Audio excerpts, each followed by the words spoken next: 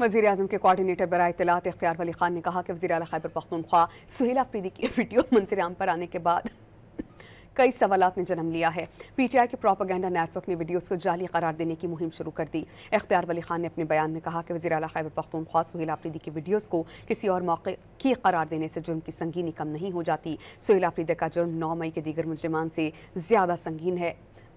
वज़ीर आला ने रियासत के तहफ़्फ़ुज़ का हलफ उठाया।